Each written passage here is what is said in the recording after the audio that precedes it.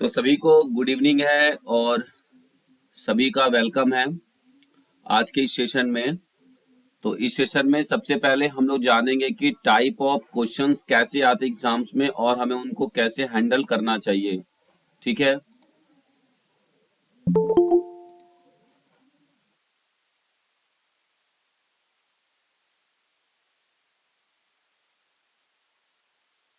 तो आइए शुरू करते हैं। देखिए, मैं कुछ फीडबैक लिया है मैंने पिछले बच्चों से। उन्होंने बताया है कि ये जो आपका कंप्यूटर बेस्ड टेस्ट है यानी सीबीटी टेस्ट है आपके केवीएस एग्जाम्स में, उसमें दोनों सेक्शन साथ में आप कोई भी सेक्शन पहले कर सकते हैं, चाहे वो पेपर 1 हो या फिर पेपर 2 हो। तो दोनों में से कोई भी पेपर आप पहले चॉइस करके कर सकते हैं। तो मेरा अगर सजेशन आप लेंगे तो पहले पेपर 2 करिएगा, जो कि आपके फिजिकल एजुकेशन का कॉन्सेप्ट से संबंधित है, क्योंकि आपकी माइंड बहुत ज्यादा फ्री रहेगी स्टार्टिंग में, तो आपको ये करने में दिक्कत नहीं होगी। ठीक है, क्योंकि ब्रेन थकता नहीं है। क्योंकि पहले ब्रेन अगर आपका पहले पेपर में आपने बहुत ज्यादा ब्रेन को थका दिया तो देन सेकंड पेपर में आते हुए क्वेश्चंस भी आप अच्छे से अटेम्प्ट नहीं कर पाएंगे। तो ये मैंने पता किया है, तो ये पता चला है कि आपका सेकंड मतलब दोनों पेपर साथ ही में खुलेगा, तो आप जिसको चाहे उसको पहले अटेम्प्ट कर सकते हैं। ये ऐसा आपके पास आ रहा है। तो मेरा सजेशन ये है अच्छे स्कोर करने के लिए, क्योंकि फिजिकल एजुकेशन में आपके सब्जेक्ट कंसर्न से 100 मार्क्स के क्वेश्चंस हैं। तो आप पहले इनको स्टार्ट करिएगा, इनको शुरू करिएगा, पहले इनको करना। ठीक है, ये क्योंकि आप अगर अच्छा करेंगे अपने सब्जेक्ट में तो आपका एक कॉन्फिडेंस लेवल भी बढ़ता चला जाएगा।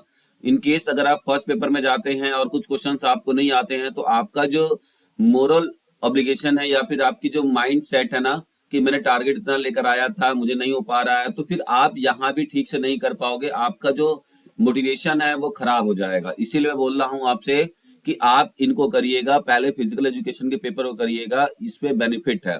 ठीक है, अभी मैं बताऊंगा कैसे करना है, क्या करना है। ठीक है, क्वेश्चंस के टाइप को भी डिस्कस करेंगे हम लोग।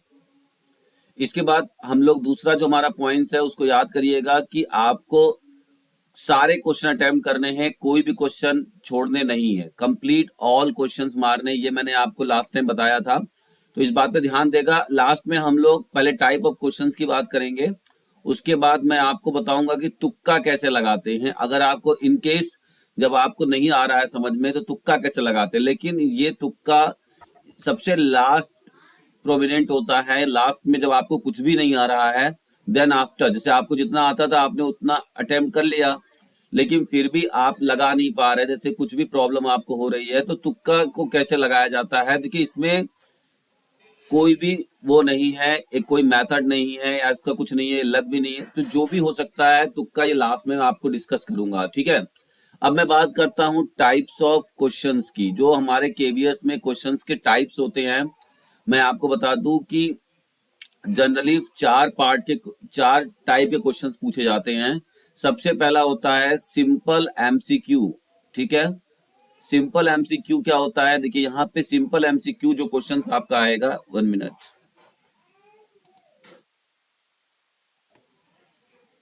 सिंपल एमसीक्यूज, ठीक है, सिंपल एमसीक्यूज जो होगा आपका, देखिए वो कैसे कैसे रहेगा आप देख लीजिए ध्यान से। सबसे पहले आएगा पॉजिटिव। सिंपल एमसीक्यू में सबसे पहला क्वेश्चन होगा पॉजिटिव में, एक होगा आपका निगेटिव में, और एक होगा आपका एक्सप्लेनेशन कहिए इसको या फिर कुछ भी इसको कहिए, एक्सप्लेनेशन के थ्रू आएगा। तो आइए हम लोग देखते हैं तीनों क्वेश्चन के टाइप कैसे एग्जाम में क्वेश्चन पूछे जाते हैं। तो सिंपल एमसीक्यू में पॉजिटिव का मतलब क्या है, सिंपली अगर पूछेगा कि व्हाट इज, क्या है, क्या होगा या क्या कहते हैं, तो ये देखिए सबसे पहला क्वेश्चन जो हमारा है वो यही हमारा है सिंपल एमसीक्यू में पॉजिटिव का example. When muscles increases in size due to regular exercise, हमारा मसल्स क्या है, मांसपेशियों में लगातार व्यायाम से, नियमित व्यायाम से क्या हो रही है, वृद्धि हो रही है। तो इसको हम क्या कहते हैं, तो इसको हम ऑप्शन नंबर 4, इसको हम कहते हैं हाइपरट्रॉफी। क्या कहते हैं इसको, हाइपरट्रॉफी कहा जाता है। ठीक है, तो ये सिंपल क्वेश्चन का पॉजिटिव वाला है। इसको देखिए सबसे पहले पॉजिटिव वाला आपसे ऐसे ही पूछा जाएगा, सिंपल क्या होता है ये बता दीजिए। ठीक है, दूसरा आपसे कैसे पूछे जाएंगे,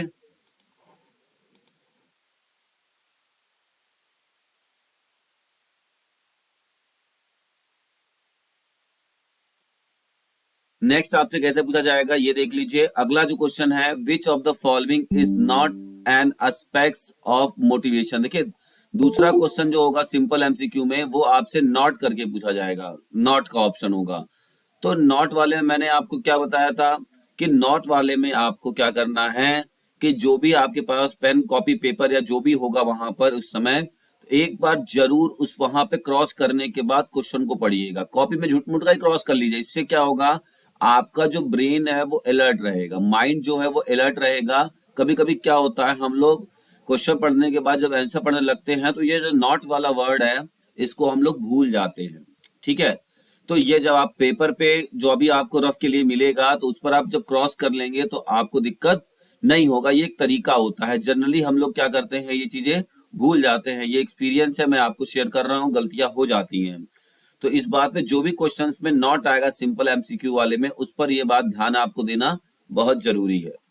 नेक्स्ट बात कर लेते हैं। एक क्वेश्चन आएगा जो सिंपल एमसीक्यू में पहले वो एलोबरेट करेगा, मतलब पूरी मीनिंग बताएगा। देखिए इस तरीके से, an illness due to a specific infectious disease और it toxic products capable of being directly और इनडायरेक्टली ट्रांसमिटेड फ्रॉम। देखिए पूरा इसने क्या किया है, किताब को पूरा डेफिनेशन छाप दिया है और लास्ट में पूछा है कि man to animal is called. यहाँ पे इज कॉल्ड करके आपको खाली खाली स्थान भी दे सकता है या डायरेक्टली आपको पूछ सकता है। ये हो सकता है कि यहाँ पर आपका खाली स्थान पहले दे दिया जाए या बीच में दे दिया जाए।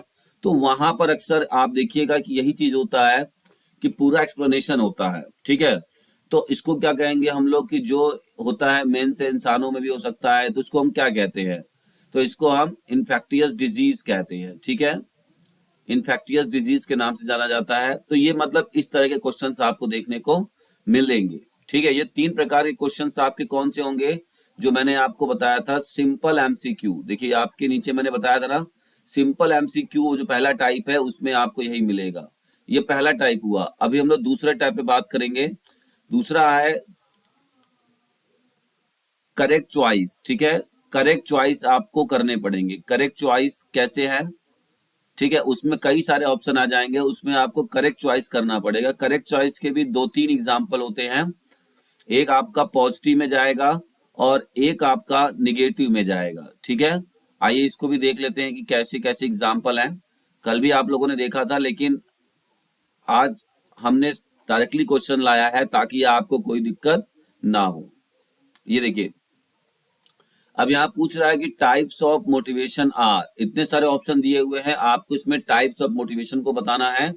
तो ऐसे क्वेश्चन को करने के लिए मैंने आपसे क्या बोला था कि सबसे मजबूत चीजें पकड़, जैसे मुझे तो इसका डायरेक्टली आंसर पता है, तो अब इसमें से छाटिए कि कौन सा है।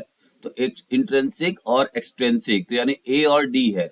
तो यहां से आपने ए और डी ऑप्शन नंबर तीसरा इसको करेक्ट कर दिया। ठीक है, ऐसे ही क्वेश्चन आपको देखिए यहां मिलेंगे।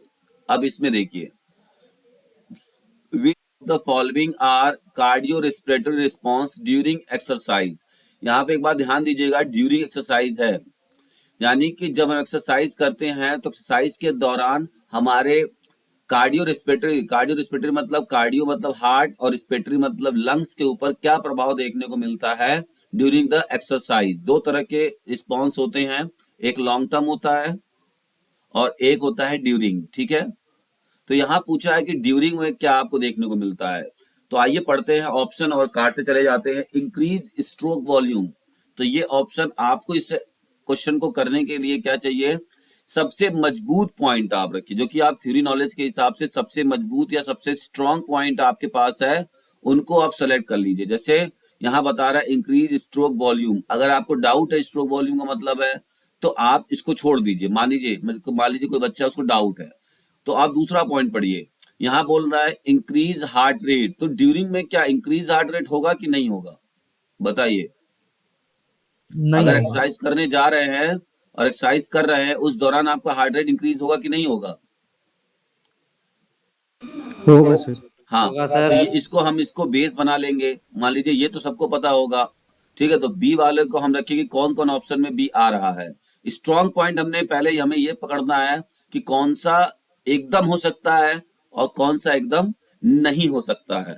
ठीक है, इसको आपको दोनों पकड़ना है, या तो आप वीक पकड़िए या तो स्ट्रॉन्ग पकड़िए, कौन सा हो सकता है या कौन सा नहीं हो सकता है। तो बी होगा।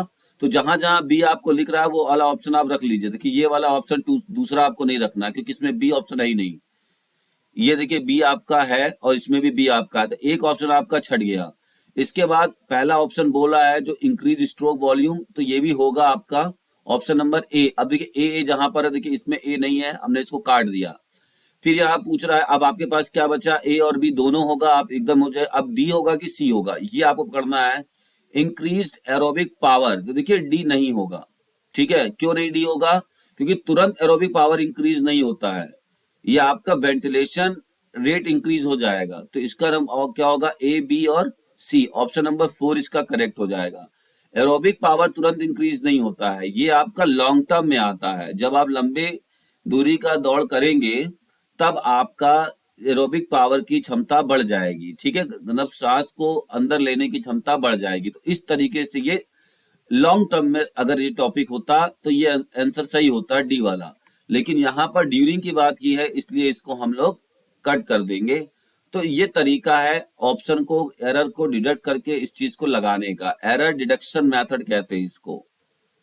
अगर आप इस तरीके से लगाएंगे तो आपके क्वेश्चन गलत नहीं होंगे। ठीक है, इसके बाद हम लोग अगला क्वेश्चन देख लेते हैं। तो ये आपके सामने कौन सा रहा, करेक्ट चॉइस। करेक्ट चॉइस में नॉट करके भी आ सकता है, पॉजिटिव में भी आ सकता है, या क्या नहीं हो सकता है ये भी करके पूछ सकता है। क्या नहीं हो सकता है और क्या हो सकता है, यह दोनों ही तरीके से आपको दे सकता है। इसके बाद आएगा आपका सीक्वेंस अरेंज करने के लिए, अरेंज द सीक्वेंस। ठीक है, अब सीक्वेंस अरेंज करने के लिए जैसे आपको एग्जांपल दे दिया, मान लीजिए कि जो भी आपका रेस्पिरेटरी सिस्टम है, रेस्पिरेटरी सिस्टम के जो भी ऑर्गन्स हैं उनको दे दिया। जैसे सबसे पहले आपको क्या दे दिया, नोज, फिर दे दिया ट्रैकिया। ठीक है, तो इसके बाद क्या दे दिया आपका, लंग्स, और फिर दे दिया एल्वियोलाई। तो ये मान लीजिए ये तो आपका सही क्रम हो गया। अब इसी क्रम को क्या कर सकता है, वो ऊपर नीचे करके देगा। ऐसे में सीक्वेंस को समझने के लिए क्या ट्रिक होना चाहिए, सीक्वेंस को पकड़ने के लिए, जैसे मान लीजिए आपको स्टार्टिंग का बहुत दिक्कत होता है, कभी कभी क्या हो जाता है कि मुझे स्टार्टिंग कहाँ से करना है ये समझ में ही नहीं आ रहा है कि कहाँ से हम स्टार्टिंग कर सकते हैं इसका। तो आप क्या करिएगा कि जो हमको स्टार्टिंग छोड़ के जो अगला स्टेप हमारा सेकेंड स्टेप में अगर आप जाएंगे तो सेकेंड और थर्ड आसपास होना चाहिए। सेकेंड और थर्ड आपका आसपास होगा, या सबसे लास्ट वाला प्रोसेस मान लीजिए 4 दिया है 5 दिया है, तो जब से लास्ट वाला जो आपका स्टेप है उसको आप कर लीजिए, उसको पकड़ लीजिए। अगर आप लास्ट वाला पढ़ लीजिए, मान लीजिए सेकंड में फर्स्ट में दिक्कत हो रही है तो सबसे लास्ट वाले में जाइए, या फिर आपको वहां भी दिक्कत हो रही है तो जो दूसरा और तीसरा सीक्वेंस है ये आपका मैच होना चाहिए। क्योंकि आपको पता है कि पहले जो हमारा ब्रेथ होगा, हमारी जो सांसें होंगी वो कैसे जाएंगी, सबसे पहले हमारा नोज में जाएगा, नोज के बाद ट्रैकिया में इंटर करेगा, मतलब लेरिक्स फेरिक्स भी होता है साथ में, लेकिन यहाँ पे अगर 4 ही ऑप्शन दिया हुआ तो इस तरीके से दे सकता है। तो लेरिक्स फेरिक्स में जाएगा, फिर ट्रैकिया में जाएगा, फिर लंग्स में जाएगा, फिर लंग्स के अंदर जो एल्वेलाई होता है वहां पे लास्ट में पहुंचता है। तो ये सीक्वेंस आप यहाँ से मिला लीजिएगा। इससे क्या होगा कि आपका ये जो सीक्वेंस अरेंज करने वाला क्वेश्चन है ये गलत नहीं होगा। दिक्कत किसी को तो पूछे या बताए।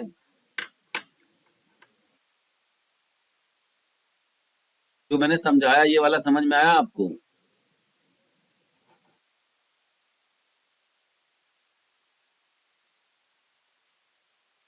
कोई बोल नहीं रहा है भाई। जी सर। Yes sir. क्या दिक्कत है कि नहीं यस समझ सर, में समझ आया? आ गया। नहीं समझ आ गया। समझ आ गया, ठीक है।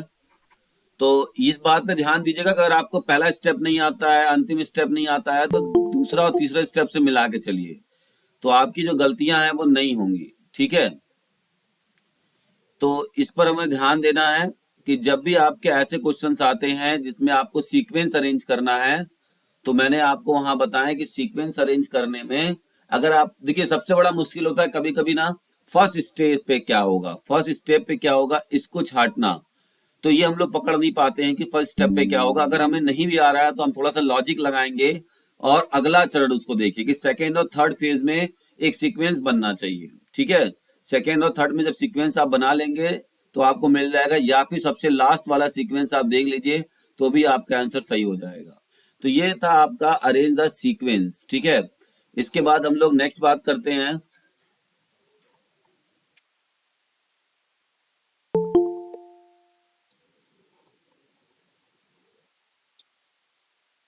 जस्ट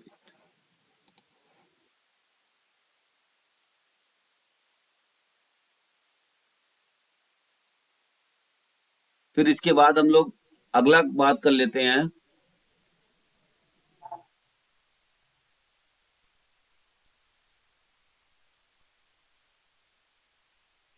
नेक्स्ट हमारा कौन सा आ जाएगा, एक ए एन आर यानी एजर्शन और रीजन, इनके भी क्वेश्चन हो सकता है कि आपको देखने को मिल जाए।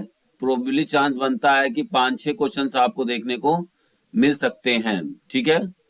आइए देखते हैं ए और आर यानी कि एजर्शन और रीजन। तो ऐसे क्वेश्चन को कैसे करना है कल मैंने थोड़ा सा बताया था, लेकिन अगर कुछ कंप्लीट नहीं हो पाया तो आज इसको आइए कंप्लीट करते हैं। ये डायरेक्टली मैंने क्वेश्चन ले लिया है ताकि आपको दिक्कत ना हो। तो यहाँ बोला है फॉर स्वेलिंग, स्वेलिंग यानी सूजन के लिए in the ankle due to twisting, पैर में क्या हो गया, ट्विस्ट होने के कारण से एंकल में स्वेलिंग हो गया। तो बोल रहा है कि elevation of the injured part helps to control swelling. Elevation का मतलब क्या होता है, ये आपका जो राइसर वाला है पार्ट, उसमें आपका एक ई वाला जो पार्ट होता है उसी को एलिवेशन कहते हैं। एलिवेशन मतलब होता है उठा कर रखना, ठीक है। चोटिल भाग को हमेशा उठा के रखने को हम क्या कहते हैं, एलिवेशन कहते हैं, ठीक है। तो अब आपको क्या ध्यान देना है इसमें एलिवेशन वाले में, कि यहाँ बोल रहा है कि अगर हम किसी भी चोट को या ट्विस्ट हो जाए उसको अगर हम उठा के रखते हैं तो क्या स्वेलिंग कम हो जाएगी। तो पहले आपको ये स्टेटमेंट पढ़ने के बाद एक अपना लॉजिक लगाना है कि आपने थ्योरी के बेसिस पर इस स्टेटमेंट को क्या करना चाहेंगे, यस करना चाहेंगे या नो करना चाहेंगे। तो आप लोगों को क्या लगता है, ये पहला वाला जो बोल रहा है कि for swelling in the ankle due to, या यहाँ पे हिंदी में पढ़ सकते हैं कि मुड़ने के दौरान टकने पर सूजन आने पर चोटिल भाग को ऊपर उठाने से सूजन पर नियंत्रण पाया जा सकता है। ये सही है गलत, कितने लोग इसको सही मान रहे हैं इस स्टेटमेंट को, एजर्सन को? सही है सर।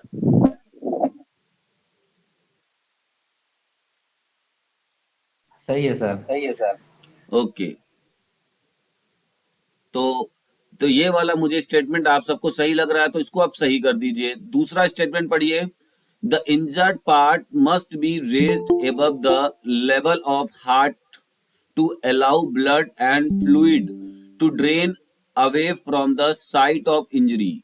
कहने का मतलब क्या है कि चोटिल भाग, अब यहाँ पर दूसरा स्टेटमेंट पढ़े, अभी आपको कुछ नहीं बोलना, खाली बस ये पहला सही या गलत है इसको स्टेटमेंट देकर अपना निशान लगा लीजिए। दूसरा आपका है, चोटिल भाग को हृदय के स्तर से ऊपर उठाने पर रक्त एवं तरल पदार्थ का निकास रक्त द्वारा चोटिल भाग से किया जा सकता है, ठीक है। तो दूसरा क्या बोल रहा है आपसे, एक मिनट,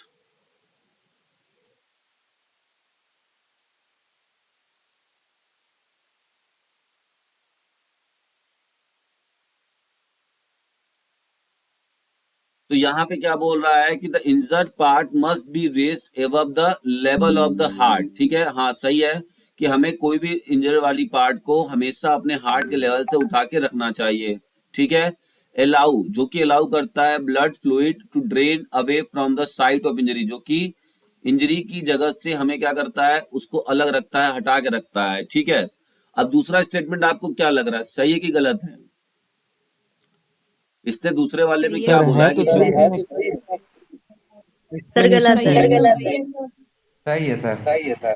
चोटिल भाग को हृदय के स्तर से ऊपर उठाने, ये इसमें थोड़ा सा हिंदी का अलग अलग मतलब दे दिया है, इतना पदार्थ को निकास रक्त द्वारा चोटिल, निकास से गलत ये मतलब है, ठीक है। यहाँ पर आप इस पे मत जाइए, थोड़ा सा क्या होता है हिंदी इंग्लिश में डिफिकल्ट हो जाता है। ये आपका स्टेटमेंट ये भी सही दिया हुआ है कि अगर हम चोटिल वाले भाग को हृदय के स्तर से ऊपर रखते हैं, इससे क्या होता है कि बहुत ज्यादा ब्लड उस एरिया में फ्लो नहीं हो पाता है, जिसकी वजह से स्वेलिंग को कम किया जा सकता है, ठीक है। ये एकदम सही बोल रहा है। तो अब हम लोग इन दोनों को एक साथ पढ़ेंगे और बीच में एक वर्ड लगाएंगे क्योंकि, ठीक है, अब देखिए कैसे पढ़ेंगे, देखिएगा मैं पूरा पढ़ूंगा। मुड़ने के दौरान टकने पर सूजन आने पर चोटिल भाग को ऊपर उठाने से सूजन पर नियंत्रण पाया जा सकता है, क्योंकि चोटिल भाग को हृदय के स्तर से ऊपर उठाने पर रक्त एवं तरल पदार्थ का निकास रक्त के द्वारा चोटिल भाग से किया जा सकता है। तो जब आपको लग रहा है कि ये क्योंकि वाला जो नीचे वाला है ये भी आपका ऊपर वाले स्टेटमेंट से मैच हो रहा है कहीं ना कहीं, तो इसका मतलब पहले तो आपको ये स्टेटमेंट लाना है कि ये सही है या गलत है। पहले अलग अलग दोनों पढ़ना है, ए वाला अलग पढ़ना है और आर वाला अलग पढ़ना है, ठीक है। पहले दोनों को अलग पढ़ेंगे, पढ़ने के बाद आपको क्या लगता है वहीं पर आप निशान लगाइए कि आपका स्टेटमेंट सही है या गलत है।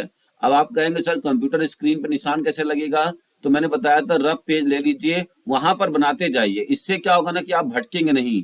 और एक बात यकीन मान के चलिए कि थोड़ा सा भी आपका ध्यान इधर उधर हुआ, ठीक है, या कम से कम ऐसे क्वेश्चंस को कम से कम 2 बार आपको पढ़ना पड़ेगा। 2 बार एक ही स्टेटमेंट को 2 बार आप पढ़िए, एक बार ऊपर से नीचे, एक बार नीचे से ऊपर। जैसे मुड़ने के दौरान टखने में सूजन आने पर चोटिल भाग को ऊपर उठाने से सूजन पर नियंत्रण पाया जा सकता है, तो ऐसे पढ़ सकते हैं, सूजन पर नियंत्रण पाया जा सकता है अगर चोटिल भाग को, ठीक है, चोटिल भाग को ऊपर उठाने पर। तो इस तरीके से आप पढ़ सकते हैं, थोड़ा सा ऊपर से नीचे, एक दो बार ऊपर से, एक दो बार नीचे से, तो आपको दिक्कत नहीं होगी, ठीक है। हमेशा केवीएस के जो अंडरस्टैंडिंग वाले क्वेश्चन होंगे या ए आर वाले क्वेश्चन होंगे, इनको करने का देखिए तरीका यही है, ठीक है। मेरे हिसाब से बस यही है, क्योंकि इसको लगा के आप पढ़ेंगे।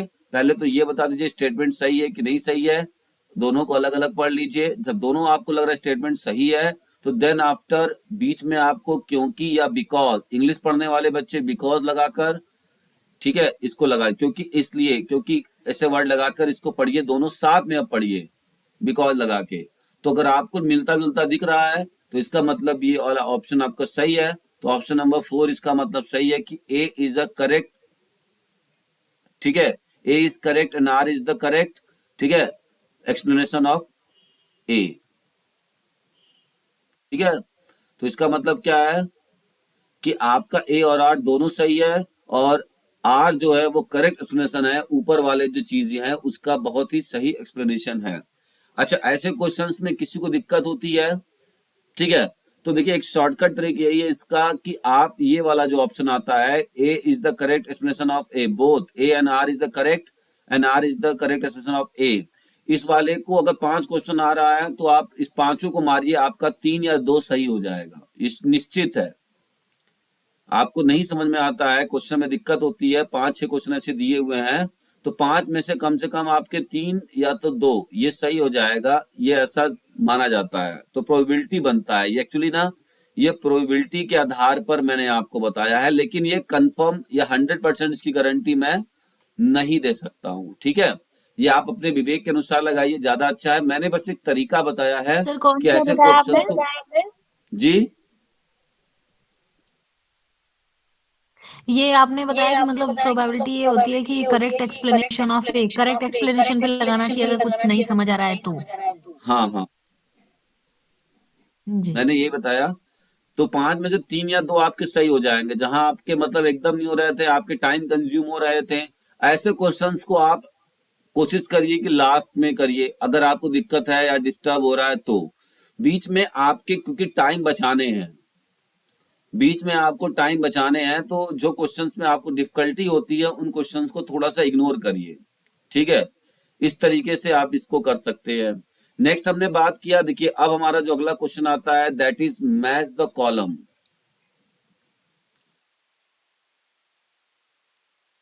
मैच द कॉलम, ठीक है। मैच द कॉलम में आपको क्या ध्यान देना है, इसमें बस इनमें से कोई एक का अगर मतलब आप जानते हैं या 2 का मतलब अगर आप जानते हैं तो ये आप इसको आसानी से कर सकते हैं। तो आइए देखते हैं कि कैसे हम इनको आसानी से कर सकते हैं। तो सबसे पहले कोऑर्डिनेशन दिया हुआ है, तो कोऑर्डिनेशन का जो हमारा मीनिंग होता है आपको पता होना चाहिए, तभी आप इसको समझ जाएंगे। तो कोऑर्डिनेशन का मतलब यहाँ पे बोला है ability to move the body quickly, सही है। एक को पहले पकड़ना है, कोई एक को पकड़ना है, जिसको इनमें से कोई एक ऐसा पकड़िए जिनको आप बहुत अच्छे से एक्सप्लेन कर सकते हैं, इनको आप समझ सकते हैं, ठीक है। जैसे एग्जांपल लेता हूं मैं पावर को, क्योंकि पावर में क्या आ जाएगा आपका स्ट्रेंथ प्लस स्पीड आ जाएगा, ठीक है, ये दो वर्ड आएंगे, स्ट्रेंथ प्लस स्पीड। तो यहाँ किसी में भी अगर आपको स्ट्रेंथ स्पीड लिखा दिखा, ability to execute movement smoothly and efficiently, ये ability to produce force at fast speed, देखा फोर्स और स्पीड दोनों की बात हुई है। तो बी का आपका क्या होता है, तो जो भी आपको इसमें से सबसे अच्छा पहले आता है, जिसका मतलब आप बहुत अच्छे समझ सकते हैं, उसको पहले टारगेट करिए। उसको टारगेट करने के बाद क्या करना है, उसका कॉम्बिनेशन बनाइए बी का चौथा। अब तुरंत आ जाइए यहाँ पे, बी का चौथा किसमें दिया हुआ है, तीसरा ऑप्शन डायरेक्ट, देखिए मिल गया, ये आपका डायरेक्ट मिल गया। कभी कभी डायरेक्ट नहीं मिलेगा, लेकिन आपको इससे ये फायदा होगा कि जिस ऑप्शन में बी का चौथा नहीं था, या मान लीजिए दो जगह बी का चौथा था, यहां भी बी का चौथा है, यहां भी है, तो ये दो ऑप्शन काट दीजिए, तो ये आपको डिस्टर्ब नहीं करेंगे, आपके दिमाग में आएंगे ही नहीं। अब आप क्या करिए कि इन्हीं में से ही, अब जैसे ए का दूसरा दिया, ए का तीसरा दिया है, तो ए का और भी देख सकते हैं कि क्या क्या हो सकता है, coordination, ability to execute movement smoothly. तो आपको इसको पढ़ने के बाद इससे क्या लग रहा है कि ये इसका सही क्वेश्चन कर रहा है कि नहीं कर रहा है, ठीक है। अब देखिए यहाँ पे लिखा है कोऑर्डिनेशन में, अगर हम सी से देखेंगे, इसका मिलान करेंगे कोऑर्डिनेशन का, तो यहाँ पे दे रहा है तीसरे वाले में, ability to move the body quickly. Quickly move करना कोऑर्डिनेशन नहीं है। कोऑर्डिनेशन क्या होता है कि बॉडी को अच्छे से इफिशिएंटली एक सही तरीके से मूव कराना, ये हमारा कोऑर्डिनेशन है।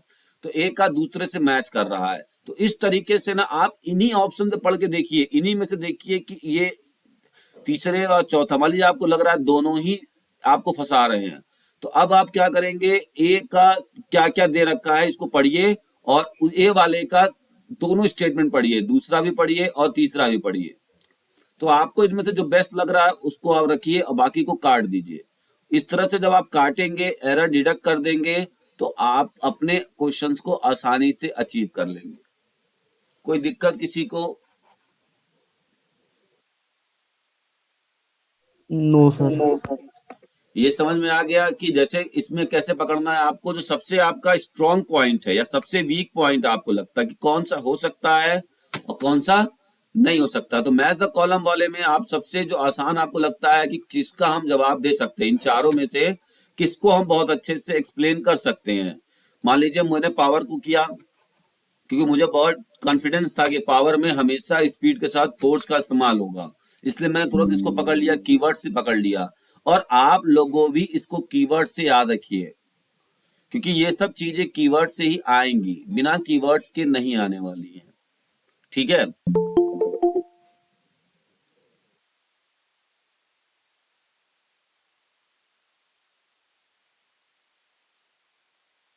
तो और किसी को किसी क्वेश्चंस में, तो ये लगभग इतने टाइप के क्वेश्चंस आपको देखने को मिलेंगे। मैंने 5-4 तरीके के क्वेश्चंस आपको बता दिए, है ना। इसके अलावा कोई और क्वेश्चन किसी के दिमाग में है तो बताए मुझे, कैसे आ सकते हैं। और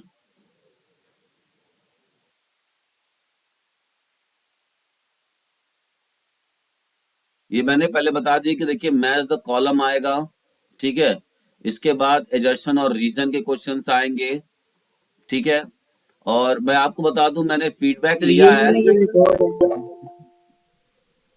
जी,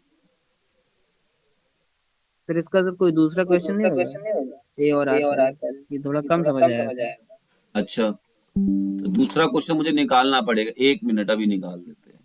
इसके क्वेश्चन देखिए थ्योरी पर ही आते हैं, डायरेक्टली थ्योरी से ही निकाल लेते हैं, बता रहा हूं आपको, 1 मिनट।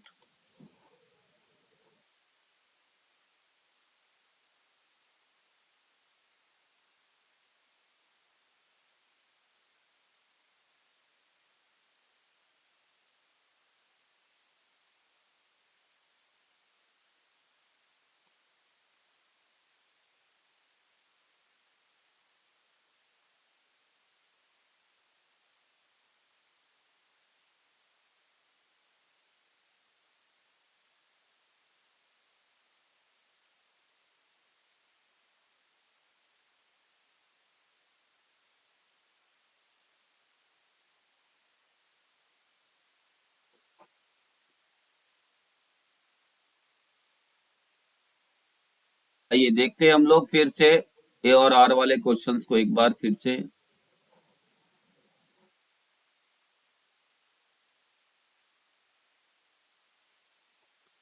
बताइएगा AR वाले क्वेश्चंस कहाँ हैं।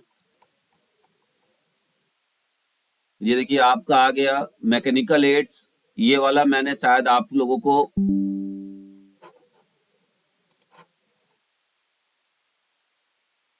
ये देखिए ये फिर आ गया आपका। हाँ ठीक है, इस पर करें एक बार। हाँ जी, कर दीजिए सर। अच्छा, इसमें देखिए मेन आपका यहां से आया कथन, अभी कथन से मेन, ठीक है। इसमें बोल रहा है, जस्ट वेट,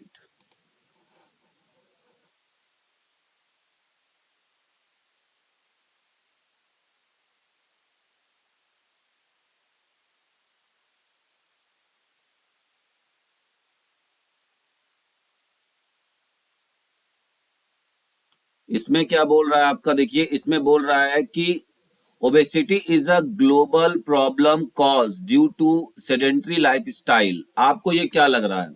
इसने बोला है कि जो ओबेसिटी होती है, जो मोटापा होता है, यह एक विश्व प्रसिद्ध दिक्कत है। ग्लोबल मतलब कि विश्व से संबंधित है, जिसके किसके कारण होता है, जो कि आपके सेडेंट्री मतलब होता है खराब लाइफस्टाइल, जिसमें आप एकदम एक्टिवनेस एक्सरसाइज को नेग्लेक्ट कर देते हैं और बहुत आराम वाली लाइफस्टाइल, बहुत आलसी वाला लाइफस्टाइल को पसंद करते हैं, जिसके कारण से आपकी ओबेसिटी होती है और यह ग्लोबल प्रॉब्लम है। ये स्टेटमेंट पढ़ के आपको क्या लग रहा है? सही लग रहा है सर। स्टेटमेंट पढ़ के आपको क्या लग रहा है? सही है। Yes sir. हाँ, तो अब आप क्या करेंगे, देखिए अब आप क्या करेंगे, इसको पर आप सही लगाइए, कि आपको सही लगा तो आप यहाँ पे टिक कर दीजिए कि सही है। अब इसको आपने अलग पढ़ लिया, अब इसको अलग पढ़िए रीजन को। Children prefer food that is very high calories that remain surplus owing to very little और नो फिजिकल एक्टिविटी। यहाँ पर बच्चे वसा भोजन पसंद करते हैं जिनमें काफी उच्च कैलोरी होती है तथा बहुत कम शारीरिक गतिविधि अथवा कोई गतिविधि न होने के कारण अतिरिक्त कैलोरी में उनके बॉडी में बची रहती है। तो यहाँ पे एक स्टेटमेंट दे रहा है कि बच्चे वसा वाला भोजन पसंद करते हैं ज्यादातर, ठीक है। ये आपको क्या लग रहा है, सही है गलत है? सही हो सकता है कि जंक फूड बच्चे ज्यादा पसंद करते हैं, जिनमें काफी, ये बात भी सही है कि जिनमें काफी उच्च कैलोरी होती है, और इसकी वजह से क्या होता है कि तथा बहुत कम शारीरिक गतिविधि करते हैं अथवा कोई गतिविधि न होने के कारण उनके अंदर जो कैलोरी आपने लिया हुआ है ज्यादा वसा में, उस कैलोरी उनके बॉडी में जमा हो जाता है, बची रहती है, ठीक है। समझ में आया? अब आपको ये स्टेटमेंट क्या लग रहा है, सही लग रहा है नहीं? पहले आप तो एक पॉइंट बनाइए, आप एक ये बनाइए कि आप इस स्टेटमेंट से एग्री हैं कि नहीं है। इसका जो स्टेटमेंट दिया हुआ है उससे आप एग्री है या नहीं है, आपको पहले ये बताना है, ठीक है। तो क्या लग रहा है इसमें? सही लग रहा है सर। सही लग रहा है। जी यस सर। तो अगर आपको सही लग रहा है तो देन आप इसके बीच में क्योंकि वर्ड को बिठा दीजिए। आप इसको क्योंकि वर्ड को बिठा दीजिए और फिर दोनों को मिला के साथ पढ़िए। जैसे निष्क्रिय जीवन शैली के कारण मोटापा विश्वव्यापी समस्या बन गई है। निष्क्रिय जीवन शैली मतलब जो एक्टिव नहीं रहते हैं, ठीक।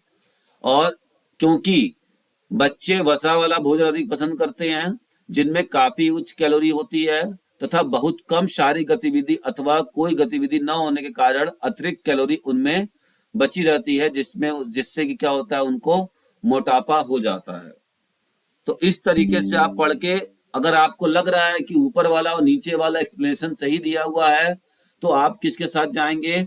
आप जाएंगे कि both A and R is the correct and R is the true, यानी कि करेक्ट एक्सप्लेनेशन ऑफ ए। तो यहाँ ऑप्शन नंबर 3 इस पर आप जाएंगे। समझ में आ रहा है बात? जी सर। कोई दिक्कत? देखिए ये सब वाला ना 100% कोई भी ठीक नहीं कर सकता है। अब जिसने बहुत ज्यादा थ्योरी पढ़ी हुई है, जिनका एकदम बुक्स बहुत बढ़िया से उन्होंने देखा हुआ है, तो उनके लिए ये वाले क्वेश्चंस बहुत अच्छे होंगे और उनको दिक्कत नहीं होगी। ये सब क्वेश्चंस थोड़े से ऐसे आते ही हैं, ज्यादा क्वेश्चन नहीं होगा, 5 से 6 क्वेश्चन ऐसे दिखेंगे टोटल। जी सर इसमें सर हिंदी में लिखा हुआ ए और आर दोनों सही हैं और हाँ आर क्लेश का सही स्पष्टीकरण है। हाँ सर इसका सर मीन्स का मतलब इसका आर मतलब जो ये है हुआ, देखिए इसका मतलब ये हुआ कि जो आर क्या हुआ है, तर्क दिया हुआ है। पहले तो एक स्टेटमेंट दिया हुआ है कि इसकी सेडेंटरी लाइफस्टाइल से मोटापा विश्वव्यापी समस्या बन गई है, ठीक है। अब आर ये बता रहा है कि विश्वव्यापी समस्या क्यों बन गई है, क्योंकि आजकल के बच्चे अधिक फैट वाला भोजन लेते हैं, ठीक है। और उन भोजन की वजह से क्या होता है, वो कम शारीरिक गतिविधि भी करते हैं, प्लस वो अधिक भोजन जो वसा वाला लेते हैं उसमें हाई कैलोरी होती है, और वो कैलोरी गतिविधि के कारण कम करने की वजह से वो कैलोरी खर्च नहीं होती है, और वह कैलोरी उनके बॉडी में जमा हो जाती है, जो बाद में फैटी एसिड के साथ मिलकर फैट का रूप धारण कर लेती है एडिपोज टिश्यू के नीचे, ट्राइग्लिसराइड, ठीक है। फैटी एसिड और ट्राइग्लिसराइड के नीचे मिलकर, साथ मिलकर ये फैट एडिपोज टिश्यू के नीचे जमा कर लेती है। तो ऊपर वाला स्टेटमेंट होता, अभी कथन का मतलब है स्टेटमेंट, और नीचे होता है तर्क। अब आप ये तर्क लगाइए कि जो ऊपर बातें लिखी हुई हैं, क्या नीचे उसका सही अनुमान दिया जा रहा है या सही तर्क देकर बातें बताई जा रही हैं कि नहीं। समझ में आ रही बात?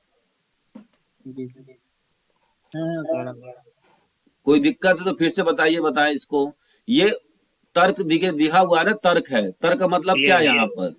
तर्क का मतलब यही है कि ऊपर के स्टेटमेंट पर आपको पहले तो ऊपर के स्टेटमेंट पढ़कर पहले आप स्टेटमेंट बनाइए खुद का कि यू आर एग्री और नॉट, यू आर एग्री और नॉट। अगर आपको लगता है कि ऊपर वाला ही गलत है तो पहले ही आप काट दीजिए कि A is false and R is true, ये आपका सही हो जाएगा। लेकिन अगर आपको ऐसा लग रहा है कि आप एकदम कॉन्फिडेंट है, तभी ऐसा करिएगा। अगर आप डाउट में 50-50 वाले में है, तभी मैंने आपको बताया कि आप ए और आर, भले आर भी देख लीजिए आपको ठीक लग रहा है, इसमें जो बातें कही गई हैं कहीं ना कहीं आपको सही लग रही हैं। अगर थोड़ा सा 60% भी सही लग रही है तो भी आप, अगर आपका डाउट भी है तो भी ये आपका यस में जाएगा, नो में नहीं जाएगा। नो में आप तभी जा सकते हैं जब आप वेरी स्ट्रांगली एग्री हैं इस स्टेटमेंट से कि एक तो हो ही नहीं सकता है, ये तो गलत बोल रहा है, तभी आप इसको नोट करके जा सकते हैं। लेकिन इसके लिए आपका थ्योरी वाला पोर्शन अच्छा होना चाहिए, तभी ऐसे क्वेश्चंस को ठीक किया जा सकता है, ठीक है। समझ में आ रहा है ना जो मैं बता रहा हूं? जी सर। और कोई दिक्कत है तो बताइए भाई, फिर से मैं बता दूंगा, क्योंकि ये आप ही लोग के लिए है, क्योंकि क्वेश्चंस आएंगे ऐसे। अगर सर ए मान लीजिए सर गलत हो जाता है तो सर ये डायरेक्टली लग जाएगा सर। हाँ, ए डायरेक्टली इज लग फॉल्स जाएगा। And R is true. हाँ, ओके सर। तो फिर नीचे आपको लगता है पहले स्टेटमेंट गलत दे दिया है तो आप डायरेक्ट बस तुरंत आंसर मार दीजिए। फिर अगर, लेकिन इसके लिए आपका 100% कॉन्फिडेंस होना बहुत जरूरी है, आपने जो थ्योरी पढ़ा है उस पर। ऐसा हो सकता है, ऐसा होता भी है, कुछ क्वेश्चंस ऐसे होते हैं, लेकिन जिनके पास ऐसा कुछ भी नहीं आ रहा है, समझ में जो नहीं आ रहा है, तो मैं उनको सजेशन दूंगा कि आप लगभग ऐसा ही मारा करिए, अप्रोक्स, ये लगभग आपका 50% सही होता है, ठीक है। चलिए, और किसी को कोई समस्या है तो बताए भाई, फिर मैं आगे बताऊं।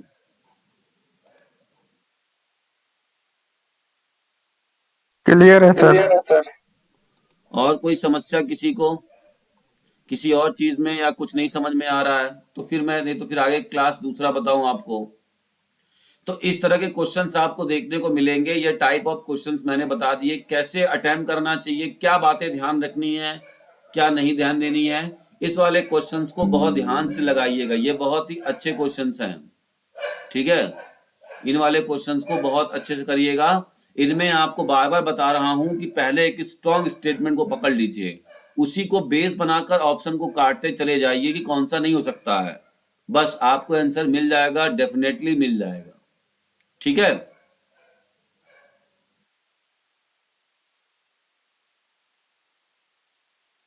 है तो पूछ सकता है इस। जी सर। जी बताइए।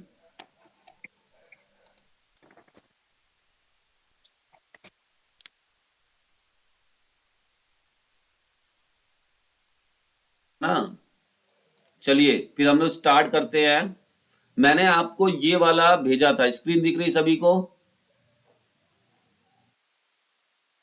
Yes sir. विजुअल।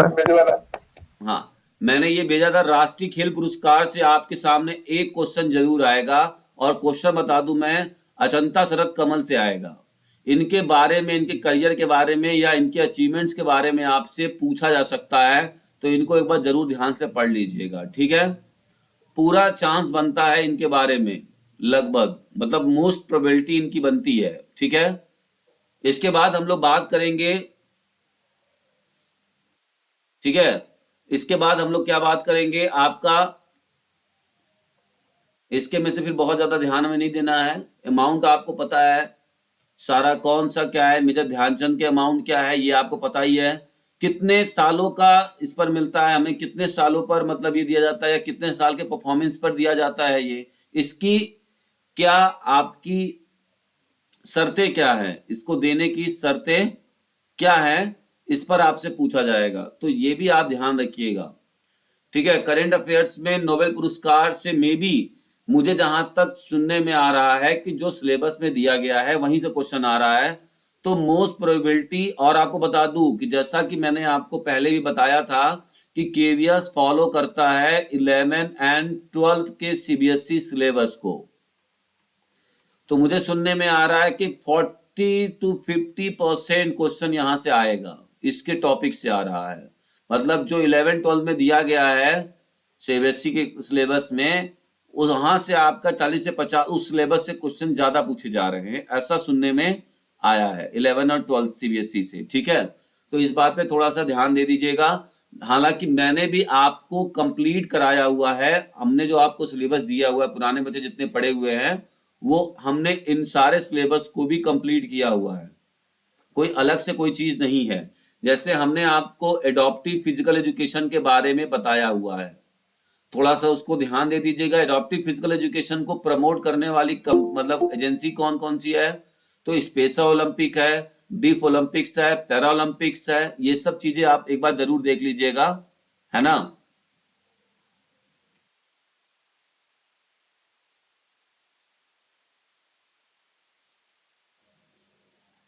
तो इसको आप जरूर देख लीजिएगा, ठीक है? आइए नेक्स्ट बात कर लेते हैं।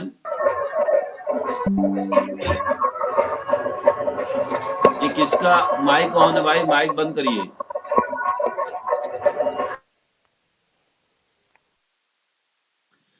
और आपको इस बार जो फीफा वर्ल्ड कप हुआ है उसका पूरा आपको पढ़ना है, फीफा के बारे में पूरा आपको, जो भी वर्ल्ड कप हुआ था उसमें गोल्डन बॉल किसको क्या मिला है, क्या चीजें हैं, इन सबको जरूर पढ़ लीजिएगा, पूरा डिटेल में पढ़ लीजिएगा, वहां से भी एक क्वेश्चन आपको देखने को मिलेगा, ठीक है?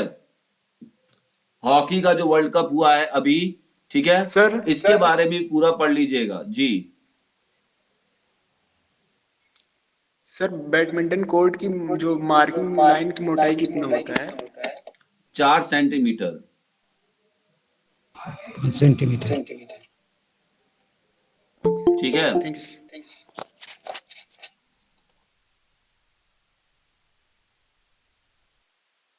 तो मैं जो बता रहा हूं, देखिए फीफा वाला पढ़ लीजिएगा, क्योंकि दोनों वर्ल्ड कप हुए हैं, जो जो मेन इवेंट हुए हैं, एक बार आज रात में उन्हें फिर से एक बार दोहरा लीजिएगा। और FIH यानी जो फीफा आपका, सॉरी, ये आपका हॉकी वर्ल्ड कप हुआ है, इसको देख लीजिएगा, ठीक है? करंट अफेयर्स में 2022 के राष्ट्रमंडल खेल में आपको 3-4 चीजें ध्यान देनी है। एक तो इसका शुभंकर, इसका मोटो, और हमारे भारत की तरफ से ध्वजवाहक ओपनिंग सेरेमनी में कौन था और क्लोजिंग सेरेमनी में कौन था, भारत को टोटल कितने पदक मिले, भारत का मेडल टैली में स्थान कौन सा था। तो लगभग ये सारी चीजें आपको, ये जो इसमें दिया हुआ है, मैंने खुद ही इसको बढ़िया से आपको दिया हुआ है, उतनी ही चीज दिया हुआ है जो आपके गेम्स में आ सकता है। 36 आपको राष्ट्रीय खेल आ सकता है, इसमें शायद खेलो इंडिया वाला जो आपका है, ठीक है, खेलो इंडिया वाला संस्करण देख लीजिएगा। खेलो इंडिया से भी आपको 1 या 2 क्वेश्चन जरूर देखने को मिलेगा, खेलो इंडिया से करंट में, एकदम श्योर है, ठीक है? इसको देख लीजिए, खेलो इंडिया का जो भी हाल ही में संस्करण हुआ है, पांचवा संस्करण है सर। हाँ, इसको देख लीजिएगा, कौन सा स्टेट सबसे ज्यादा मेडल पाया है, इसको जरूर ध्यान दीजिएगा, ये एकदम आपका पूछा जाएगा, ठीक है? ये आपका 8वां आईसीसी, ये क्रिकेट से बहुत कम क्वेश्चन आएंगे, क्रिकेट को बहुत ध्यान दीजिएगा, ठीक है। इस पर आपका प्रमुख खेलों के शुभंकर, देखिए ये बहुत ही अच्छा आपका है। फीफा अंडर 17 महिला विश्व कप 2022 में हुआ था, इवा भारत में हुआ था। तो एक बार ये वाला चार्ट को बहुत अच्छे से देख लीजिएगा, एक शुभंकर यहां से आएगा, ठीक है। इसके बाद हम लोग बात करेंगे प्रमुख ये स्टेडियम, अभी इसमें बहुत ज्यादा क्वेश्चन नहीं आएंगे, ठीक है। हाँ, खेल और खेलों खिलाड़ियों के जो राज्य हैं, हालांकि ये तो केवीएस में मुश्किल होता है इतना ज्यादा पूछना। आपको बता दूं कि डेकाथलॉन से एक क्वेश्चन आएगा, ठीक है, डेकाथलॉन को भी पढ़ लीजिएगा, वहां से एक क्वेश्चन जरूर आएगा आपका। तो जितने खिलाड़ियों के नाम दिए हैं ये सारे चर्चित खिलाड़ी हैं, इन सारे चर्चित खिलाड़ियों का राज्य और इनका खेल, राज्य तो आपको याद आना चाहिए, ये जरूर एक बार देख लीजिएगा, इंपॉर्टेंट है ये। और ये आपका बहुत इंपॉर्टेंट है, यहां से 1 या 2 क्वेश्चंस देखने को मिलेंगे आपको। आगामी खेल कौन कौन से है ये मैंने आपको दिए हुए थे।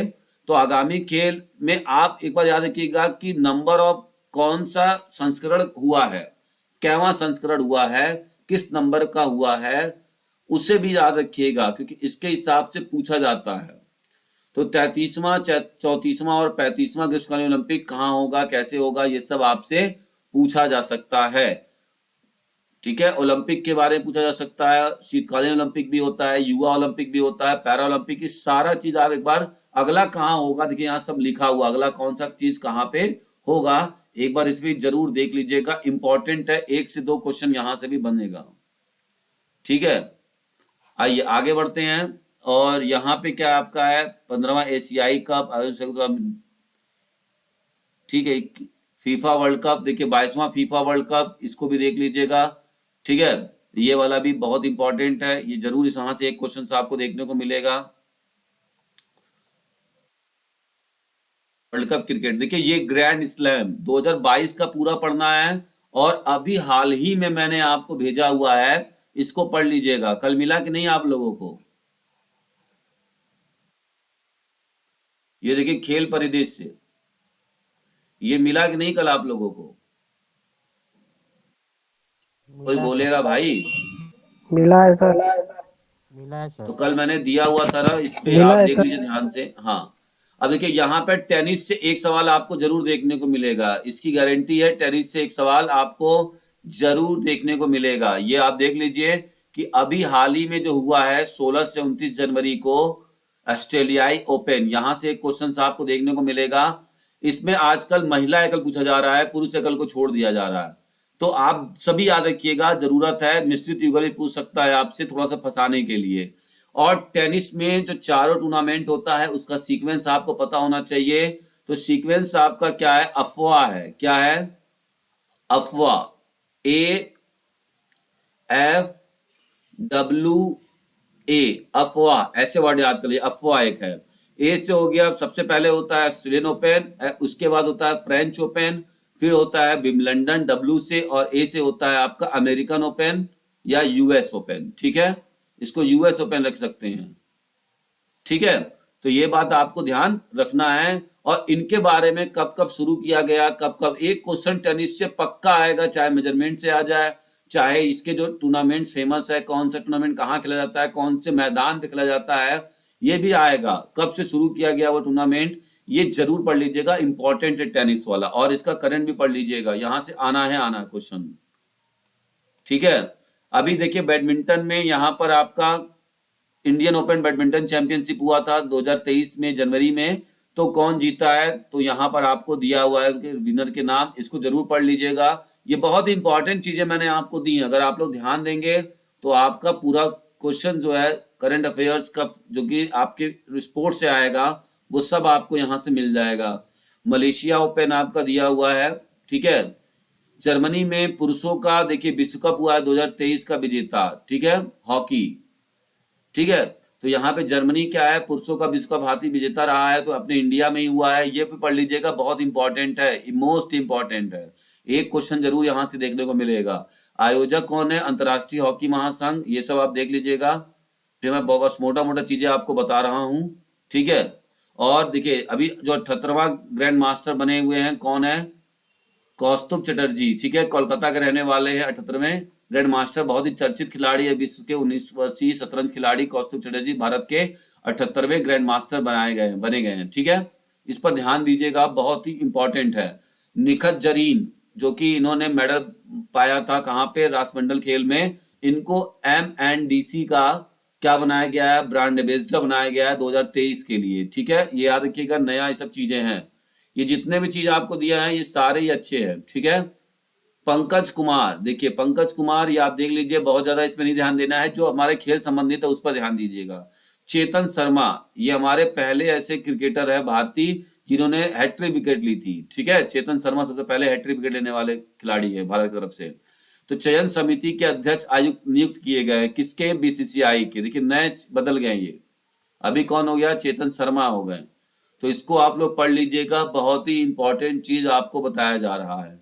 ठीक है, इसके पहले कौन थे आपको ये भी पता होना चाहिए। ठीक,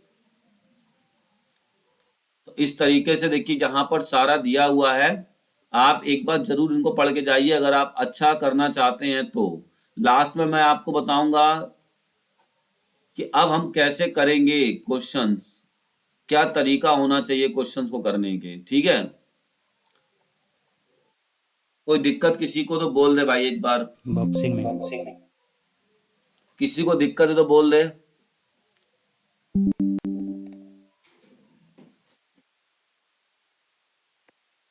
कोई दिक्कत किसी को तो एक बार बता दे।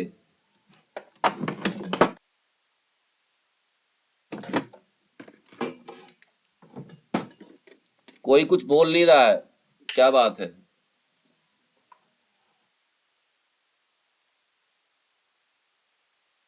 समझ में आ रहा है कि नहीं समझ में आ रहा? हम ऐसे ही बोलते जा रहे हैं, कोई कुछ तो बोले।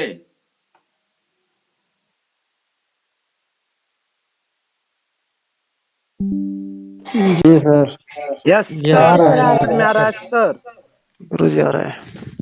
ठीक, तो जरूर इसको देख लीजिएगा जो बताया मैंने। देखिए बहुत सारे मैटर भेजे हैं, मैं आपको यकीन दिलाता हूं कि ये सारे मैटर्स जो मैंने भेजे थे आपको, अगर आपने मन लगाकर कायदे से उसको पढ़ा होगा तो मैं आपको गारंटी दे सकता हूं कि आपका एग्जाम क्वालिफाई हो जाएगा। जितने भी मैटर मैंने दिए आपको पिछले 15 से 20 दिनों में, चाहे वो PYQs पेपर हो, चाहे वो पुराने पेपर्स हो, चाहे मैंने करंट अफेयर्स दिए हो, चाहे मैंने कुछ करंट के वीडियो डाले हो, आपके कंप्यूटर के पेपर्स मैंने दिए हुए थे। ठीक है, तो ये जितने भी मैंने नोट्स आपको प्रोवाइड किए, कुछ हिंदी के भी मैंने डाले हुए थे, ये सारे मैंने जो आपको पेपर दिए हुए थे, अगर आप इन पर प्रैक्टिस करेंगे तो निश्चित है कि आपको सफलता मिलेगी, ऐसा मुझे महसूस पूरा होता है और मुझे ऐसा लगता है। आप कल खुद आकर मुझे बताएंगे कि क्या आपको कैसा लगा।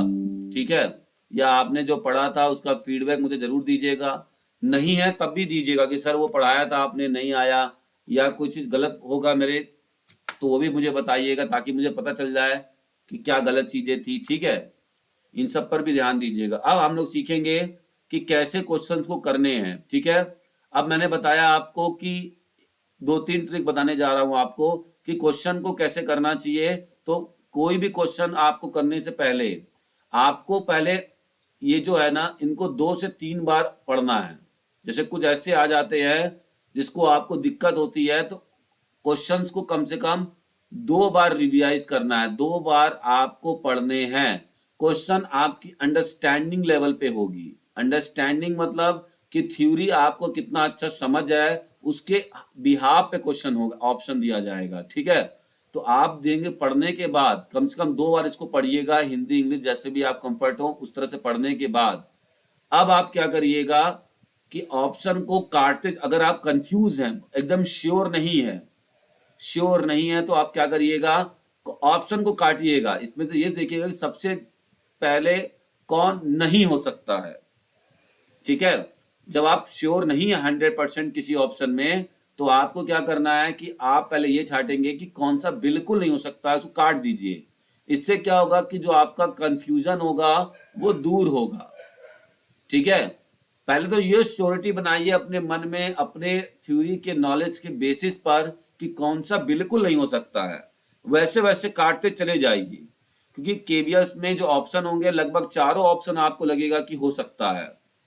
तो ये आपको अपने अंडरस्टैंडिंग से एरर डिडक्ट करना है कि कौन सा बिल्कुल नहीं हो सकता है, तो उसको उस मार्जिन के हिसाब से आपको ऐसा लगे कि कौन सा बिल्कुल नहीं हो सकता है, उसको काटिए, काटते चले जाइए।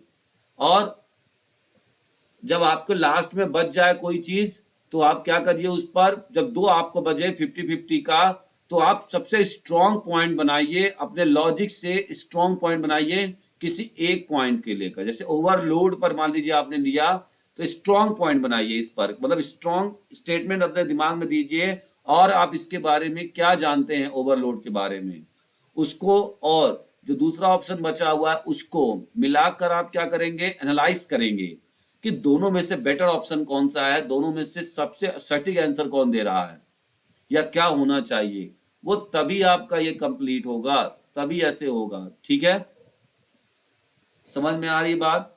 देखिए मुझे पता है कि यहाँ बोलना बड़ा आसान है, मुझे समझाना बड़ा आसान है, लेकिन आप लोग थोड़ा सा इन मेथड्स को लगा के गलतियां अपनी कम कर सकते हैं। अगर आपने मेहनत की है पढ़ाई में, अगर आपने थ्योरी पढ़ लिया है, तो ये निश्चित है कि ये सब मेथड्स आपको काम आएंगे। हालांकि ये मेथड्स आपको एक्सपीरियंस पे काम आता है। मैं आपको कितना भी समझा दूं आप उतना अच्छा नहीं करोगे, क्योंकि जब तक आप एक्सपीरियंस खुद नहीं लोगे इन सब चीजों का, तब तक आपको नहीं समझ में। कम से कम 5 से 6 एग्जाम आप जब तक नहीं देते हैं, तब तक ये एक्सपीरियंस जो मैं बता रहा हूँ कि एरर डिडक्ट करके लगाना है, ऐसे लगाना है, ये चीज आप नहीं सीख पाओगे ना, ये आपका दिमाग उस समय काम ही नहीं करेगा इस तरीके से। तो 5 से 6 एग्जाम आपको करना जरूरी था, लेकिन यहाँ पर उतने एग्जाम की जरूरत नहीं आपको है। मैंने अपना एक्सपीरियंस आपको शेयर कर दिया, लगभग पिछले 8 साल का एक्सपीरियंस आपको दिया है। ठीक है, 8 इयर्स में मैंने जितने एग्जाम क्वालिफाई किए या जितने एग्जाम दिए, सभी तो क्वालिफाई नहीं थे, लेकिन जितने मैंने दिए हैं, ठीक है, तो उसके एक्सपीरियंस की बिहाफ पर आपको बताया है। आप भी इस चीज को जरूर लगा लीजिएगा। ठीक है, दूसरा है कि जब आपको बिल्कुल नहीं समझ में आता है और आपको पास समय नहीं है, आपके पास समय नहीं है और बिल्कुल नहीं आता है, तो वहां पे मैंने आपसे क्या बताया था कि हमेशा बड़ा वाला ऑप्शन, यानी कि लेटर के हिसाब से जो बड़ा वाला ऑप्शन है उसको मारिए। देखिए ये वाला ऑप्शन क्वेश्चन क्या पूछ रहा है, which of the following is not an aspect of motivation, इसमें से कौन मोटिवेशन का एस्पेक्ट नहीं। अब आपको समझ में नहीं आ रहा है या आपके पास समय एकदम ओवर हो चुका है, सारे क्वेश्चन करना बहुत जरूरी है, कोई भी क्वेश्चन छोड़िएगा मत, क्योंकि माइनस मार्किंग का कोई भी ऐसा कोई स्कीम नहीं है। तो इसलिए आप सारे क्वेश्चन करिए, भले अटेम्प्ट सारे करिए, भले आप क्वेश्चन का जवाब पढ़ के मत दीजिए, लेकिन दीजिए, है ना, तुक्का में भी आपका सही हो सकता है। तो मैंने क्या बताया था कि ऐसे क्वेश्चंस में जब आप जल्दबाजी करेंगे, आपके पास टाइम नहीं होगा या आपको नहीं समझ में आ रहा है, इसमें पूछ क्या रहा है कि अभिप्रेरणा का कौन सा प्रकार या कौन सा पक्ष नहीं माना जाता इसमें से। देखिए नीड के वजह से ही अभिप्रेरणा आती है, नीड जब तक आपको जरूरत नहीं होगी तब तक आप मोटिवेट नहीं होगे। मोटिव्स, आपका कोई ना कोई उद्देश्य होना चाहिए कि क्या करना है, ड्राइव, जिससे के कारण आप मूवमेंट करने के लिए तैयार हो जाते हो। अब देखिए इसमें हमको ये मान लीजिए किसी को नहीं पता है, कोई बिगनर बच्चा है जिसको ये समझ में नहीं आ रहा है कि ये है क्या अभिप्रेरणा, लेकिन उसके लिए क्या करना चाहिए, जो सबसे बड़ा ऑप्शन है, देखिए इसमें सबसे बड़ा ऑप्शन आपका कौन सा है, सिंपैथी, तो इसको मार दीजिए। ये सही है, सही है कि नहीं सही है सिंपैथी इसका आंसर? जी सर, भाई ठीक है सर। हाँ, तो ये वाला भी ट्रिक आप अपना लीजिएगा। ठीक है, कि अगर आपको एकदम लग रहा है लास्ट टाइम में कि आपको दिक्कत हो रही है, तो इस तरीके से आप इसको कर सकते हैं। और अगला आपको बता दूं कि एकदम जिसको वो भी नहीं है, जिसके पास वो भी समय नहीं है करने का, ठीक है, तो अगर मान लीजिए आपके पास A versus B, A versus C, A versus D, इसके बाद क्या आपका आ जाएगा, B versus C, B versus D, sorry D, ठीक है, और फिर क्या आ जाएगा, सी वर्सेस डी। अब आपको बता दूं मैं, ये मैंने वर्सेस वर्सेस क्यों रखा है, क्यों रखा है, देखिए कभी भी आपको A versus B, A versus D हो गया। अब देखिए कभी भी आपको अगर ए और बी में कंफ्यूजन हुआ तो ए को हटा के बी को रखना है, ए सी में हुआ तो ए को हटा के सी को रखना है, ए डी में हुआ तो ए को हटा के डी को रखना है। लेकिन बी और सी में कंफ्यूजन होगा तो सी को हटाना है, बी को रखना है। बी डी में हुआ तो डी को हटा के बी रखना है। ये एक तुक्का है, इसको 100% पॉसिबिलिटी नहीं मानते हैं। ये 50% से एबव कराएगा, इस बात की गारंटी है। सी और डी में है तो डी को काट के सी को करते हैं। ऑप्शन सही होने का क्रम क्या होता है? B C D A. ठीक है, ऑप्शन का सही होने का क्रम, अगर प्रोबेबिलिटी आपका मेन प्रोबेबिलिटी है तो बी वाले ऑप्शन को मारिए, सी है फिर डी है फिर ए आता है। ठीक है, इस समय ये वाला क्रोनोलॉजी चल रहा है ऑप्शन सही होने का, लेकिन कंप्यूटर बेस्ड में ऐसा कुछ भी नहीं होता है, कोई लॉजिक काम नहीं करता कंप्यूटर बेस्ड में, सच्ची बात मानिए तो। लेकिन फिर भी मैं आपको थोड़ा बहुत चीजें बता रहा हूं ताकि आपको दिक्कत ना हो। ठीक है, किसी को और कुछ पूछना है? सर इंग्लिश वाला कैसे करेंगे? अच्छा, वेरी गुड। हाँ देखिए, अब आपको एक चीज इसमें ये हो सकता है कि आपके पास कई सारे हैं, तो अगर आप है तो 3-3 का रेशियो बना लीजिए। 3-3 का रेशियो मतलब कि जैसे इंग्लिश वाला है तो 3 बी मार दीजिए, 3 सी मार दीजिए, 3 डी मार दीजिए, ऐसे 3 का या 4 का रेशियो बना के मारिए। देखिए इंग्लिश वाले में आपको ऐसे ही करने हैं क्योंकि आपके पास टाइम नहीं है और आपने प्रिपरेशन नहीं किया है। तो फर्स्ट पेपर में हमने जिसका प्रिपरेशन नहीं किया है उसमें आपको यही तुक्का लगाना पड़ेगा, इसके अलावा कोई और तुक्का नहीं है। जो मैंने आपको बताया था कि बड़ा वाला ऑप्शन आपको लगाना है, वो ज्यादातर आपका किसमें सही होता है? वो फिजिकल एजुकेशन वाले क्वेश्चन में सही होते हैं। वो फर्स्ट पेपर वाले में मत मार दीजिएगा, ठीक है? वो फिजिकल वाले में बड़े क्वेश्चंस के आंसर हमेशा, अगर आपको तुक्का ही मारना है तो बड़ा वाला ऑप्शन मारा करिए, उसका ज्यादातर पॉसिबिलिटी बनती है कि वो सही हो जाएगा।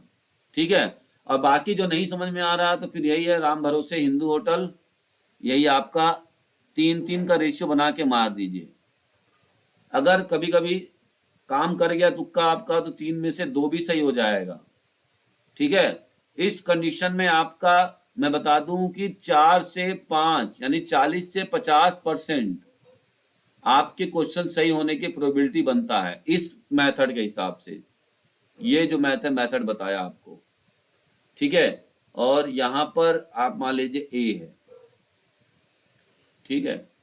तो और इसके अलावा कुछ और नहीं है। कुछ और किसी को पूछना है? टाइम मैनेजमेंट का ध्यान रखिएगा, टाइम मैनेजमेंट बहुत ही ध्यान से देखना है, चलना है। प्रत्येक क्वेश्चन के लिए 1 मिनट से ज्यादा का समय नहीं मिलेगा। टाइम मैनेजमेंट बहुत ध्यान से देखिएगा। आपके कंप्यूटर स्क्रीन पे ही टाइम रहेगा, बीच बीच में टाइम को जरूर देखते रहिएगा। कुछ बच्चे टाइम का मैनेज नहीं कर पाते हैं, इन पर आप ध्यान दीजिए। किसी एक चीज में एकदम मत फंस जाइएगा। जो क्वेश्चन आपको नहीं आ रहा है पहले तो उनको लीव करके आगे चले जाओ और अपने पेपर पे लिख लो कि आपने कौन से क्वेश्चन नंबर आपने ठीक नहीं किए हैं। हालांकि स्क्रीन पे जब आप जाएंगे टोटल तो दिखाता है कि कौन सा नंबर आपने ग्रीन नहीं, सिग्नल नहीं दिया, कौन सा आपने छोड़ा हुआ है, कितने क्वेश्चन अटेम्प्ट नहीं किया हुआ है। लेकिन अगर आपको नहीं समझ में आता है तो आप एक पेपर जो आपके पास रहेगा रफ के लिए, उस पर भी क्वेश्चन नंबर डाल लीजिएगा। और अंतिम में जो क्वेश्चन आपको नहीं आ रहा था उनको अंतिम में इस तरह का तुक्का लगा के काम करिएगा, ठीक है? लेकिन पहले आप अपना दिमाग उस पर लगाइएगा जो क्वेश्चन आप कर सकते हैं और जिन पर अच्छा नंबर आप तुरंत अचीव कर सकते हैं, उन क्वेश्चंस को आप ज्यादा वैल्यू दीजिएगा, ठीक है? और कुछ किसी को बोलना या पूछना है? ठीक है सर, दोनों पेपरों में कितने क्वेश्चन सही हो जाए तो हो जाएगा। हाँ, अब आपको बताने जा रहा हूं कट ऑफ। बढ़िया क्वेश्चन पूछा सुशील जी ने। कट ऑफ क्या रहना चाहिए? देखिए कट ऑफ मैं आपको बता दूं कि 120 से आसपास जाएगा, मतलब 120 के पास आप सेफ स्कोर में खेलेंगे। यानी कि आपका इंटरव्यू में भी मतलब नाम आ जाता है या सेफ हो जाते हैं तो आप सेफ हो जाएंगे। आपका सिलेक्शन मेरे हिसाब से 80% आपका सिलेक्शन पक्का हो जाएगा, ठीक है? 120 प्लस जिसका हो गया, 100 जी सर। हाँ, जिसका 110 और 120 के बीच में रहेगा उनमें डाउट होगा। लेकिन फिर भी आपको इंटरव्यू कॉलिंग आएगी, फिर आपका इंटरव्यू पे डिपेंड करेगा कि आप कितना कर सकते हैं।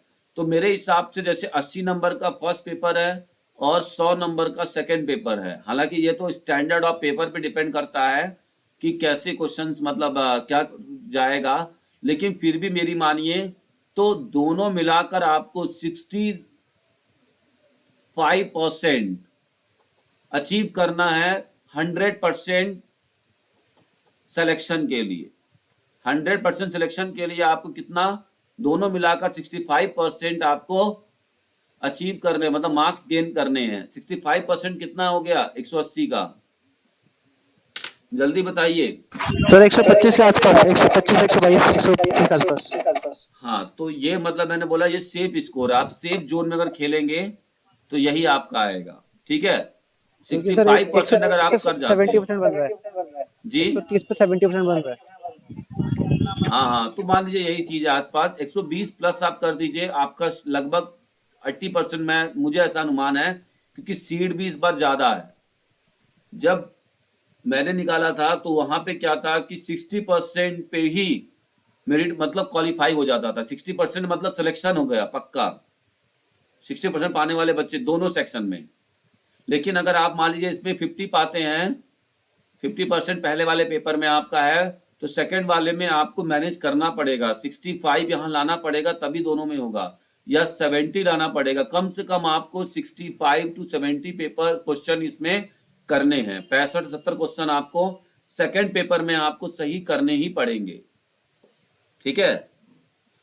हालांकि इसका स्टैंडर्ड तो अच्छा होता है, ये बात जो कंफर्म प्रोबेबिलिटी है या कंफर्म मतलब मैं ऐसा नहीं बोल सकता हूं, लेकिन जो स्टैंडर्ड आज तक केबीएस ने सेट किया है उसके हिसाब से 65 to 70 करना बहुत बड़ी बात है। सही क्वेश्चन को 75 65 70 क्वेश्चन सही करना, 70-75 क्वेश्चन सही करना अच्छा चैलेंज होगा। बढ़िया नॉलेज वाले बच्चे ही कर पाएंगे, ठीक है।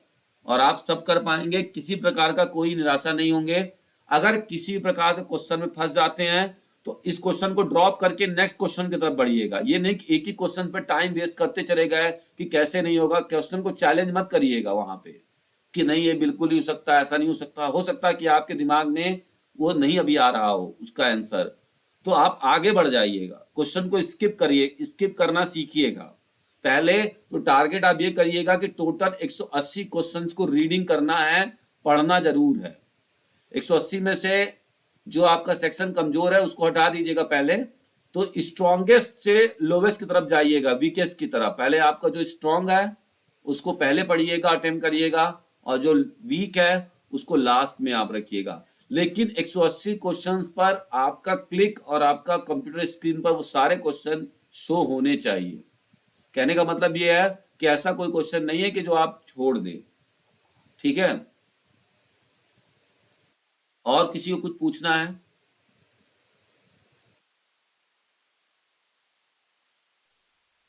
सर दोनों पेपर अलग अलग क्वालिफाई करने हैं? नहीं, केवीएस में ऐसा कोई नियम नहीं है कि दोनों पेपर अलग अलग क्वालिफाई करने। केवीएस में ओवरऑल 180 मार्क्स से आपका स्कोर बनेगा, कट ऑफ बनेगा, ठीक है। Okay sir. और किसी को कुछ पूछना है? सर जो फर्स्ट वाले पेपर में कुछ क्वेश्चन छूट जाए तो उनको लास्ट में करें या दोनों पेपर खोल के उसके बाद करें? कहने का मतलब क्या आप बता रहे हैं? फर्स्ट पेपर अगर आप, मैंने क्या बोला है कि पहले फिजिकल एजुकेशन कर लीजिए, ठीक है। वो और वाले में जैसे अगर कोई क्वेश्चन छूट जाते हैं, हाँ, लास्ट में जो क्वेश्चन छूट जाते हैं वो उसके बाद में करें या सेकंड पेपर करके बाद करें, ऐसा कुछ? नहीं, आपको जैसे कंफर्टेबल है, आपको एकदम नहीं समझ में आ रहा है, तुक्का ही लगाना है, तो बस ये है कि दिमाग में नोट करे रखिएगा या कहीं पेपर पे नोट करके रखिएगा। ऐसा ना हो कि आपने उन क्वेश्चन को भले पहले स्किप कर दिया था और बाद में वापस आकर उनको देखा ही नहीं और डायरेक्ट आपने सबमिट कर दिया। इससे क्या हो जाएगा, जब आप कोई मार्क्स नहीं लगाओगे, क्योंकि इसमें माइनस मार्किंग तो है नहीं, और डायरेक्ट सबमिट हो गया, तो आपका वहां पे सही हो सकता था, प्रोबेबिलिटी बन सकता था, ठीक है। लेकिन आपने क्या किया, स्किप करने के बाद उस पर दोबारा गए नहीं। तो इस पे भी ध्यान रखिएगा।